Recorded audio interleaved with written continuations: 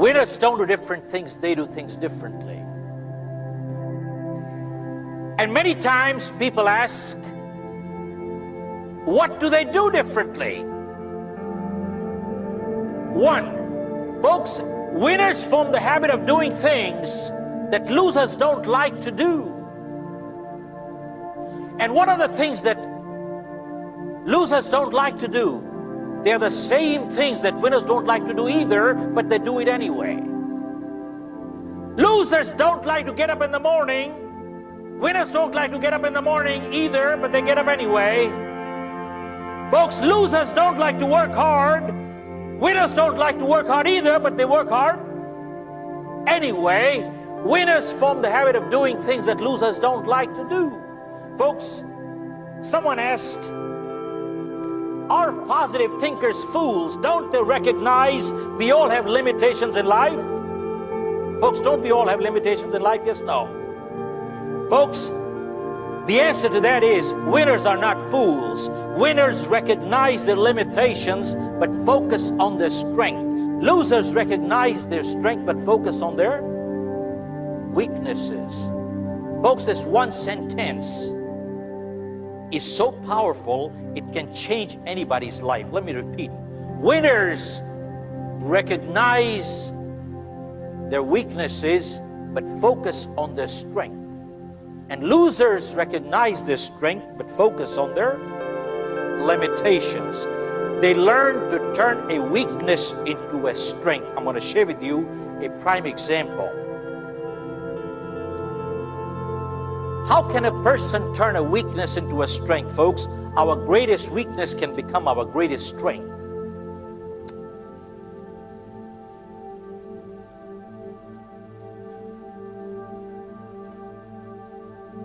There was a company that used to publish Bibles. They hired a salesperson and they gave him a very unproductive territory. And folks, within a very short time, in the most unproductive territory, this person became the top-selling person in the company. They had an annual convention. Typically, they invite the best salesperson to the dais so he could share. When he came to the dais, folks, they found this person couldn't speak properly. He was a stammerer, a stutterer. Folks, I'm going to mimic a little, but if anybody here is suffering from that kind of a disability, please take it constructively. I'm not making fun at all. I'm just making a point here. He came to the dais, and they asked him, how come you are the best salesperson in the country? He said, when I go door to door, and I knock a door, when the lady or the man used to open, I used to say, ma'am, you don't have to buy these Bibles at all.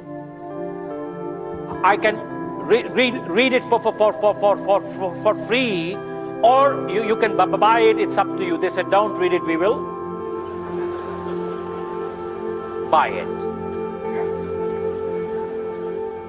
Don't read it, we will buy it. Can you imagine, folks? He turned a weakness in life into a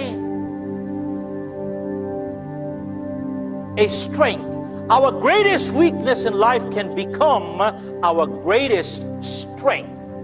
I'll share with you, folks.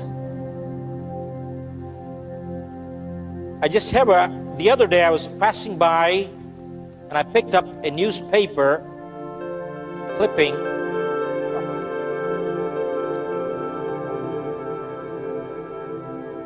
Yeah. In the newspaper, this was about a year and a half ago in India. It says Karate Kid KO's handicap with the roundhouse kick. KO's his knocks out. Karate Kid KO's handicap with a roundhouse kick. A 15-year-old boy, he has a polio kid. paralyzed waist down. He is representing the state in national martial art. Hello? A polio kid representing the state in national martial art. He's not fighting disabled, he's fighting people like you and me with 2 legs. And they asked him, how did you do it? He said, when I started it was very painful. But he said, because of my polio, I am able to swing my leg 180 degrees and slap the person on the face, which people with 2 normal legs can't take a 180-degree swing. Hello. Look at this. Folks, he turned a weakness into a strength. Remember one thing, folks. People who have to do things in life, they do it in spite of problem, not in absence of. And people who don't have to do it, you give them everything in life, they will still never do it.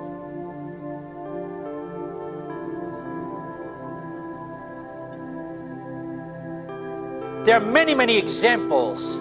How many of you heard a group called MAD in the United States, Mothers Against Drunk Drivers? Anybody heard that group? Yeah, MAD, Mothers Against Drunk Drivers. There was a lady, she had a little girl, a drunk driver killed her. She got so angry that day. And you hear anger is a weakness. She got so angry that day, she said, I'm not going to let this kind of thing happen to another child or their parent. And she formed an organization called MAD, Mothers Against Drunk Drivers, and started a membership drive and went from one town to the other to the other. Today, I believe she's in over 21 countries, and she is changing the laws in the United States Congress. One woman got angry. Hello?